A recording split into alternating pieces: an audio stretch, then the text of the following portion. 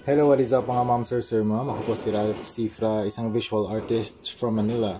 And today we are going to customize the Batman Arkham Knight from McFarlane Toys. So, ang first step na gagawin natin dito ay i-disassemble natin. So, meron tayong dalawang units. Customize natin to ng sabay. Ang McFarlane to. Meron na rin akong review sa aking channel na meron na rin akong unboxing and review nitong Batman Arkham Knight. And this is a very good or very nice na action figure. So if you can get your hands on this, get one. Recommended to, sobrang ganda.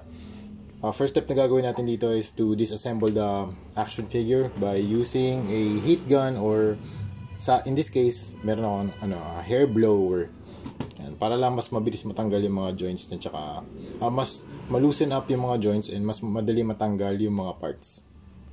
Yan. Pwede rin tayo gumamit ng mga blue tack para mamask natin yung mga pegs para pag nag-spray tayo, hindi madadagdagan ng extra layer of paint para maiwasan natin yung mas mahigpit na mga joints.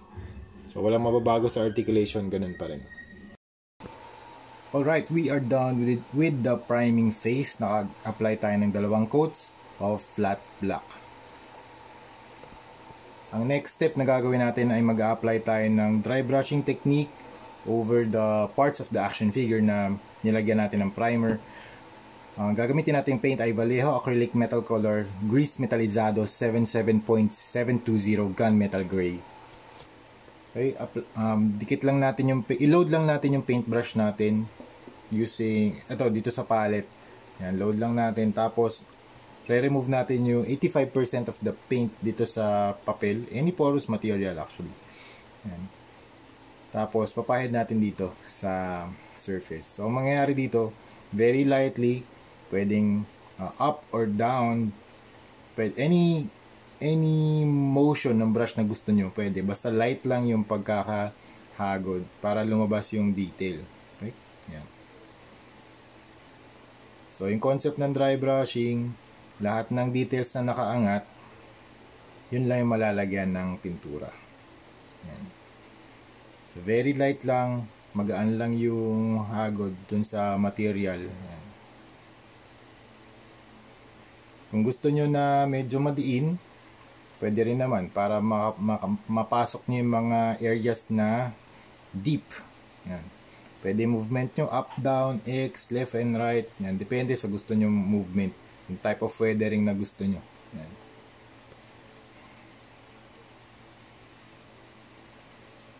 Dito rin sa likod. Yan. Yan. Gagawin natin to sa lahat ng parts.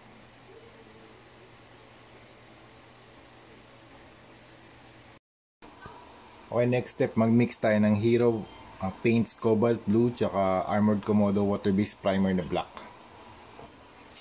Yan, tapos apply natin dito sa honeycomb pattern, dark blue. Yan. Okay, gumamit na rin ako ng cobalt blue na layer or na paint para mag-add ng dry brush na layer. Kasi pag natuyo yung yung mixture ng black and blue, ganito siya, medyo madilim. So ang gagawin natin, mag-add tayo ng highlight para medyo makita yung texture. So ganito siya. Yan. Ayan, ganyan yung appearance. Mas vibrant yung blue. Okay, next gamit tayo ng ng Vallejo Metal Color Gold para naman sa mga details. Ipintahan natin tong kanyang mga pieces of armor dito sa collar. Ayan.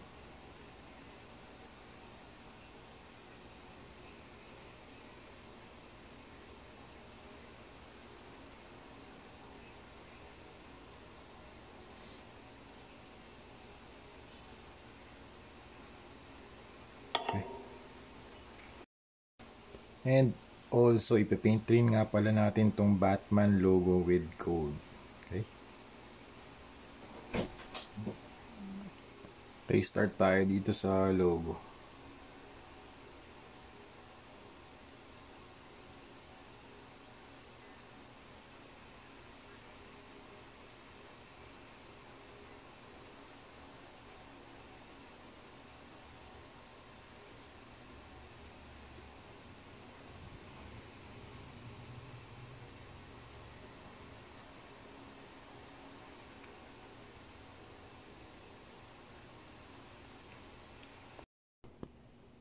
Okay, nag-apply ako ng Vallejo Metal Color Gold dito sa belt, sa utility belt niya, and then mag-apply tayo ng leather brown wash para magkaroon ng konting weathering. Okay, try natin dito. Okay. And kailangan din pala natin ng cotton buds para pag pinahid natin yung paint dito sa surface, pwede natin matanggal yung excess. Yan.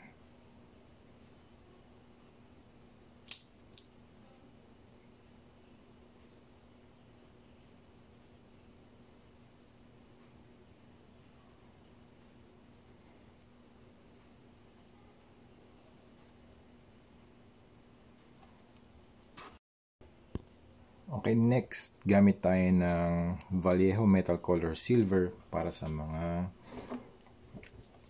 parts na katulad nito. Ayan, nag-add lang ako ng silver dito. Ayan. Saan na ba? Ayan. Silver, silver. Parang additional ano lang. Ayan, dito rin. Additional detailing work lang dito sa kamay. Ayan. Ayan. Tsaka dito din pala sa knees. Nag-add na rin ako ng silver dito. Pwede rin kayo mag-add ng, ng isa pang coat kung hindi pa fully coated yung yung parts. Kasi pag first coat lang minsan hindi hindi fully coated, hindi pantay. Pero yun, preference naman yun. Kung gusto nyo mas weathered, okay lang din naman na for one coat lang. Kasi nali-leave out niya yung ibang areas na black. So, hindi siya pantay. So, mukha siyang weathered. Kapag 2 coats ang in-apply nyo, mas papantay yung base coat, yung lapat ng paint dito sa figure or sa surface. Okay, next step, mag-add tayo ng mixture ng white and light turquoise. And add natin dito sa mga smaller parts, sa shoulder area. Sa ilalim ng shoulder pala. Yan. Tapos dito sa arm, sa gauntlet. Para siyang umiilaw. Para lang magkaroon ng additional na contrast din.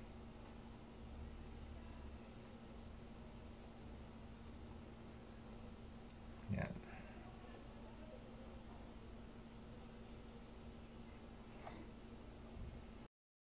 Yan, gumamit na rin ako ng light turquoise para mag-add ng additional highlight dito sa ating honeycomb pattern.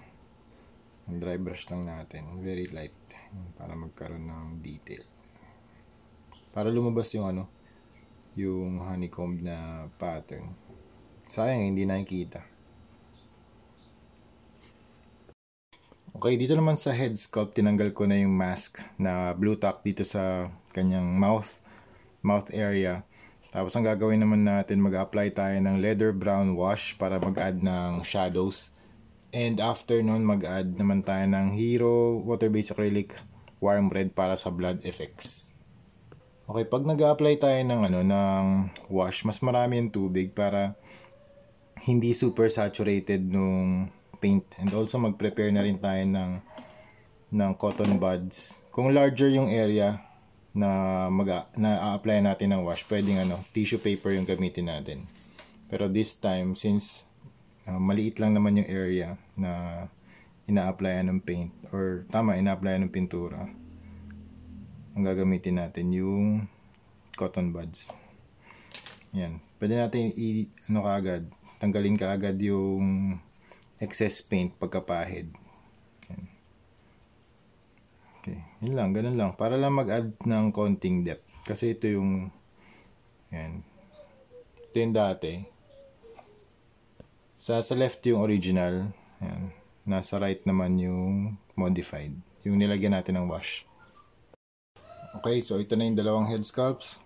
Nag-add na rin ako ng blood effects sa gilid ng kanyang cheek and sa gilid ng kanyang cheek and sa may part ng kanyang lips.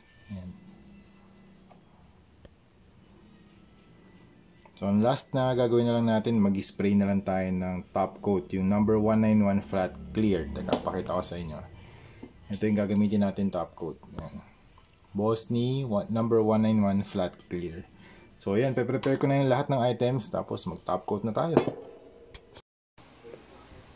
Okay, dito naman tayo sa cape niya. So, naisip kong lagyan siya ng gradient na cape. Ang ginamit kong blue dito, actually dry brush yung method na ginamit ko. Dry brush pa rin. So, from the bottom, actually ito muna, yung paint muna. Hero Paints Cobalt Blue. From the bottom, angat, pataas lang yun ako. From the bottom and then to the top, yun yung movement ng brush. Yan, pataas lang. Upward motion, hanggang dito siguro. Hanggang dito, hindi ko na pinaabot hanggang dito sa top. Kasi gusto ko magkaroon ng gradient. Okay? Tapos, ang next na kulay na gagamitin naman natin ay turquoise. Turquoise. Ganun din. Same method lang, dry brushing technique. So, load natin yung brush using the palette. Okay.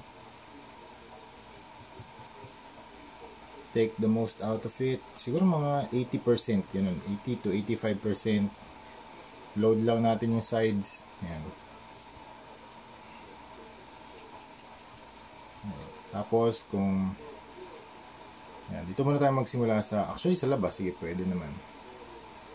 Ganon din yung motion, paangat din. So yan, very lightly. Yan, angat lang natin, pataas lang yung paint movement. Yung brush movement, yung brush control. Yan, kailangan dito sa sa dry brushing, meron kang brush control. Yan. And lagi ko sinasabi kapag dry brushing, ito yung parang skill na pwedeng very underrated na skill sa toy customization. Kasi hindi naman mataas yung learning curve niya. Tapos yung nabibigay niyang changes or visual change dun sa figure malaki compared dun sa ginagawa. Kasi ito, syempre, hinahagod lang natin. Very lightly, hinahagod lang naman natin yan. So, mangyayari, makakatch niya yung mga surfaces na nakaangat. Okay? Yan. Yan, katulad nito, lahat ng drapery ng folds, matatamaan niya. Ngayon, pwede tayong mag-reverse. Babalik rin natin yung cape. Gusto natin dito yung mas light, di ba? Mas light. Pwede tayong mag-paint pababa. Yan. Para ma-base coatan natin tong baba. So, same technique, dry brushing pa rin. Yan, para hindi naman masyadong harsh yung transition since ang movement natin nag-start na dito sa baba. Pwede mo ulit iangat. So, ganun lang siya. Yan, pwedeng up and down. Yan. So, lang yan. Layers and layers of dry brushing paint techniques.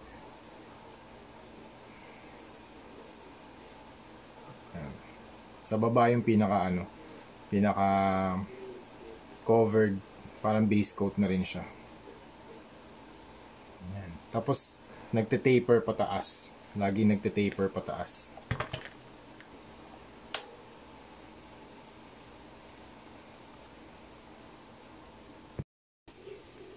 So yun mga ma'am, sir, ma'am, we are done with the McFarlane Toys Batman Arkham Knight Custom.